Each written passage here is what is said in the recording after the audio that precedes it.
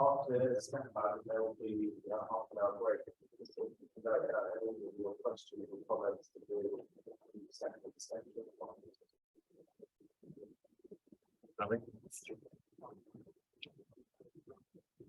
On answering my phone, I heard Deng's voice. Look to your right. Standing and waving to me along the small, narrow passageway off one of Kakuma refugee camp's many humanitarian roads was Deng. Come here and meet me inside, he instructed before ending the call. Walking along the dusty, narrow path, I noticed a group of men by the entrance to the cafe. With notable and aware scarification, they sat drinking tea and coffee, watching me closely as I entered. Inside, I found Deng, sitting alone in the secluded room. He pulled up a plastic chair for me and encouraged me to sit. You know, being here is not easy, Deng explained as I sat down next to him.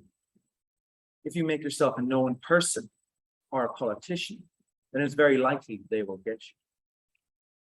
Pausing, he offered me tea, which I politely drank despite the searing midday heat. Myself, he continued, I walk together with my friends as they look like my protection. He indicated to the men sitting out front.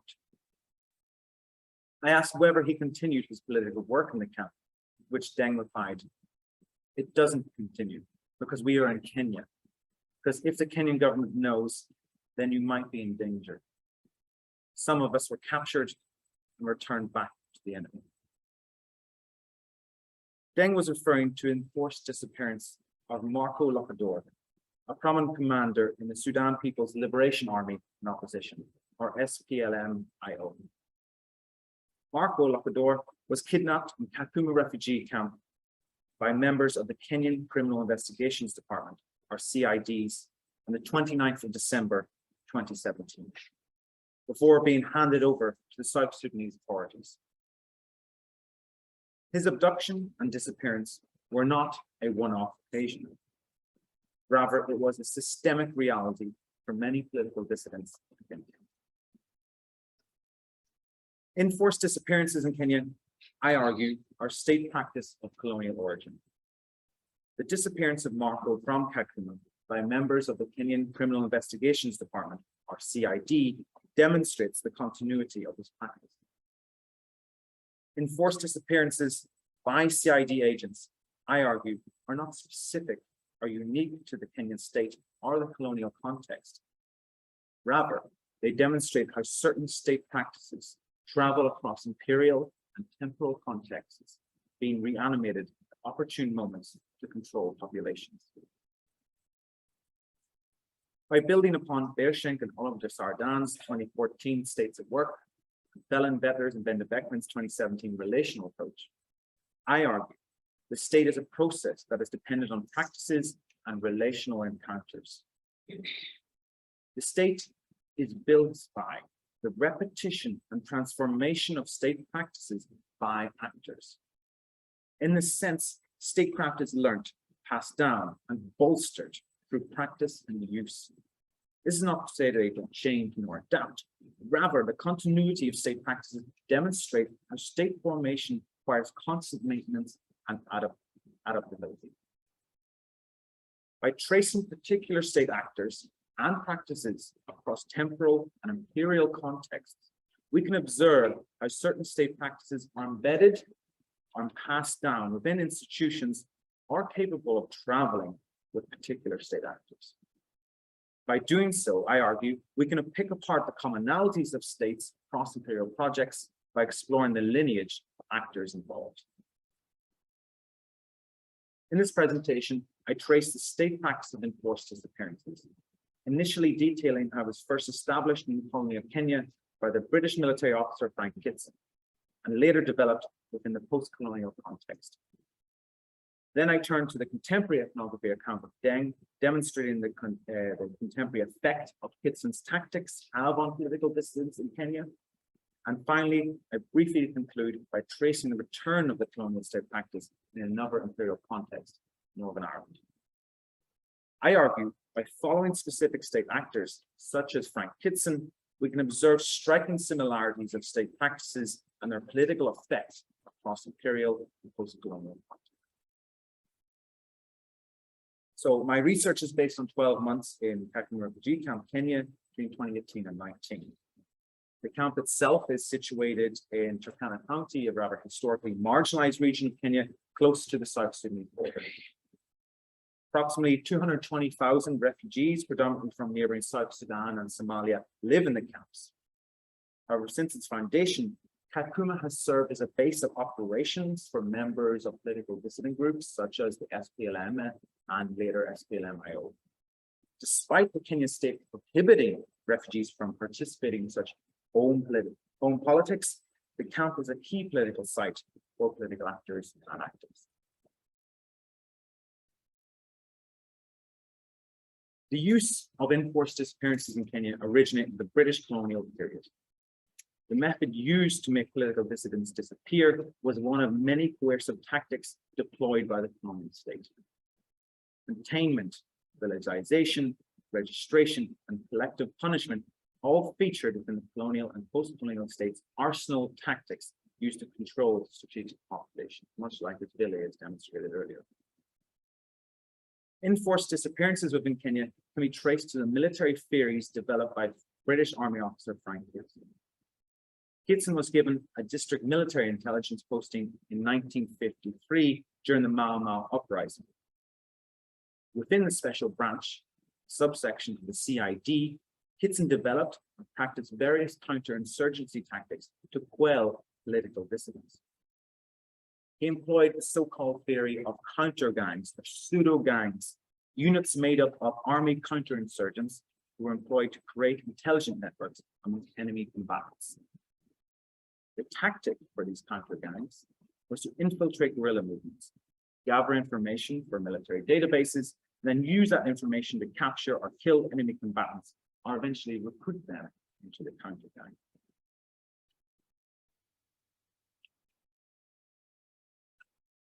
In his influential book, Low Intensity Operations, Subversion, Insurgency, and Peacekeeping, Kitson describes how the state must win hearts and minds of the population while utilizing counterinsurgent agents to infiltrate subversive organizations. Here, the counterinsurgent is to extract a vast amount of information before contact or an attack is made. Kitson notes that for interrogation to be useful, a registry system with all relevant information on a suspect is necessary. In practice, Kitson's tactics were broadly brutal. In Kenya, he organized the torture, execution, and disappearance of approximately 1,000 individuals for simply consorting with terrorists, having a union card or illegal possession of firearms or weapons. During the Mau Mau uprising, a conflict in the forested highlands of central Kenya, the colonial government utilized exceptional powers to forcefully place whole populations in the government-approved villages or gulags. The conditions of the conflict became the testing grounds for Kitson's approach, which utilized the containment and monitored populations. The extensive use of state-sanctioned villages or camps allowed colonial officials to monitor native populations with the so-called Kipande system, a fingerprint identity card that enabled the tracing African labor across native lines. Encampment and registration were the foundation for facilitating enforced disappearances. They granted Kitson the capacity to track and trace individuals directly through registers, finding out where they officially resided within these so-called encamped villages.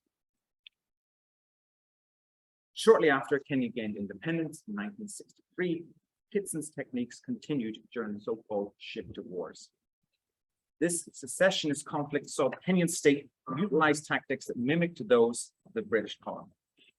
In the onset of the conflict, the Kenyan government introduced a state of emergency, followed by a policy of forced villagization in 1966 to win over hearts and minds through so-called development.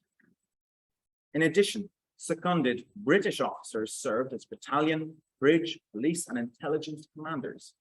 Among them, Derek Franklin, former special branch officer who served under Frank Kitson. In Franklin's memoirs of the conflict, he remarked on the use of so-called pseudo-gangs to infiltrate and gather information on Somali secessionists.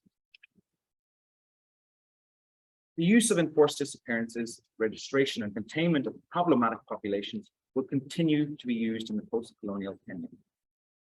However, the tactic intensified in Kenya when Kenya joined the United States' so-called War on Terror. In 2011, Kenya invaded Somalia, resulting in a series of Al-Shabaab attacks across the country. In 2014, Kenyan government responded to this supposed threat of terrorism by enacting Operation Usalama Watch, which was security in Swahili. This mass roundup in a predominantly Somali district of Kisii. Over 1,000 individuals, many of whom were refugees, were detained, and held in overcrowded makeshift cells in a nearby football stadium without food or sanitation. In the aftermath of the operation, the Kenyan National Commission on Human Rights reported 25 extrajudicial killings, 81 forced disappearances. Since 2014, Kenyan security personnel began a campaign of enforced disappearances at the behest of neighboring states. Refugees, asylum seekers, non-Kenyan nationals residing legally in Kenya. In January 2017, Agari Eduri, an SPLM-IO activist, and Don Samuel Rock, a human rights lawyer, were kidnapped in Nairobi. Shortly after, in December 2017, Marco Locador was kidnapped in Kakuma refugee. Both the Kenyan and South Sudanese authorities claimed they did not sanction these actions, while each placing responsibility on the other. However, when speaking with those who knew Marco, such as Deng in the opening vignette, he claimed it was a collaborative effort between Kenyan and South Sudanese authorities. Deng is a member of the SPLM-IO Kakuma branch and representative of the Nuer Council in the camp. When the civil war broke out in South Sudan, Deng moved with his family to the camp and helped establish an SPLM-IO presence. In Kakuma, Deng claimed that he was nearly abducted alongside Marco Locador, but was lucky to be alive. Inside the secluded room of the opening vignette, separated from the rest of the camp, Deng explained how he was lucky to have not been at his home at the time of Marco's abduction. Quote, "So they came first to my house. Fortunately, I was not at home. Then they took Marco. That is the life we have here. If you're lucky, it will stay as it is. If you're not, one day you may be caught by the government agents. Sometimes I don't show up in public places. Very rarely I only come to this end of the camp to play chess with people I know. After that, I go back to my house for a few hours." The impact of Marco's disappearance became to shape Deng's life. Deng was always in the company of others, never answered his phone in public, rarely visited the home where his family was registered, always stayed within what he called his community.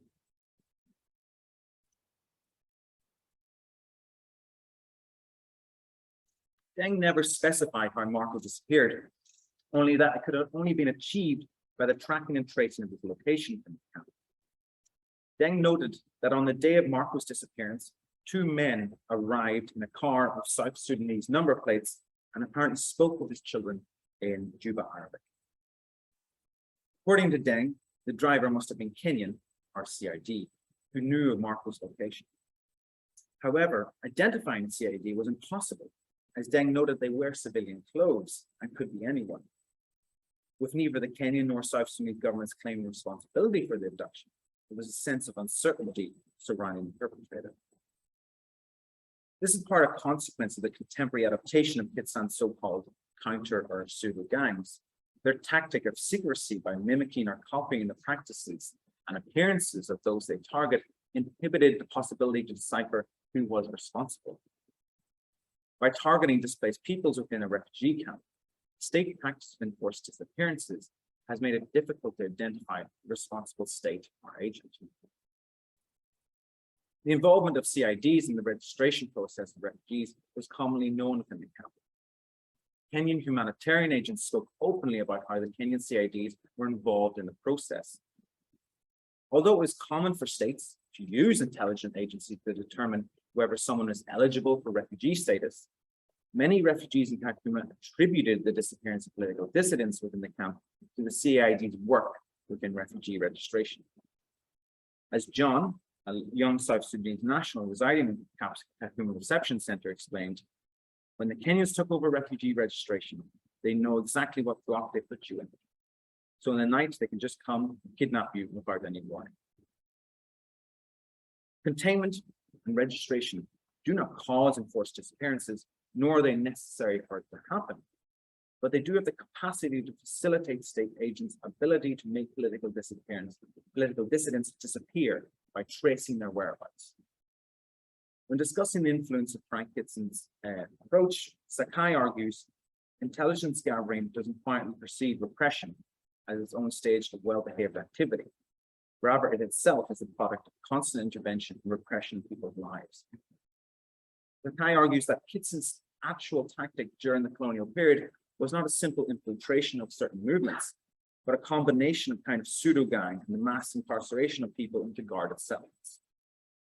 The containment of people into vast and camp structures built the foundations for better capacity to track and trace. The refugee camp, which Deng and other members and affiliates of the SPLM-IO were in, mirrored or mimicked the institutions and infrastructures used during the colonial and early colonial period. 10 years after serving in Kenya, Frank Kitson was selected as operations commander in Belfast between 1970 and 72. During this period, he reanimated many of the practices and tactics used to violently control Kenyan colonial subjects during the Mau Mau uprising. For example, Kitson reintroduced counter or pseudo gangs, which he termed, or was termed, the Military Reaction Force. The MRF were small units of military personnel who actively arrested, killed, or abducted Catholic civilians or alleged members of the Irish Republican Army or IRA. The MRF's tactic was to draw the IRA into a sectarian conflict with Protestant Unionists by mimicking or copying the practices of loyalist paramilitaries. In doing so, they hoped to divert attacks from the British Army, demonstrate the Catholic communities that the IRA could not protect. In turn, these practices were merely reinforced the sectarian divide within already segregated areas in Northern Ireland. To date, the atrocities enacted under Frank Kitson's orders continue to impact the lives of survivors. The remembrance and trauma of such atrocities are now brought to the surface by victims groups seeking justice for the murders of the state. Victims of British state's actions during the Northern Irish Troubles or Kenyan Mau Mau uprising all seek some form of recognition or acceptance of the state's role. However, it's important to remember that these same practices used by the British military continue to be utilized across post-colonial states of the former British Empire. The disappearance of Marco is a testament to the continuation of colonial state practices that originated under Frank Kitson. Across imperial contexts, from Kenya to Northern Ireland, we can observe how certain state actors, such as Frank Kitson, have introduced common state practices to both localities.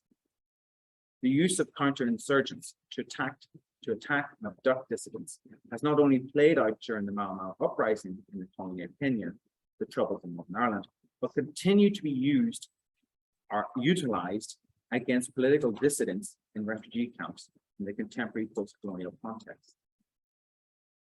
Within imperial projects, we find actors who have shaped institutional practices, standardizing certain aspects of state formation.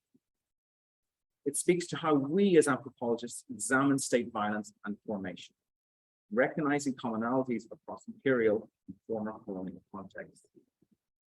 This is not to say that all forms of imperialism are the same, but to recognize that certain imperial projects reproduce certain state practices across temporal and former colonial contexts. In doing this, I propose we need to think critically about the particularities of different imperial projects and how they constitute similar state practices across contexts. As to do so might not only help us to think about how states are constituted in new ways, but also help us address the commonality of imperial promise. Thank you.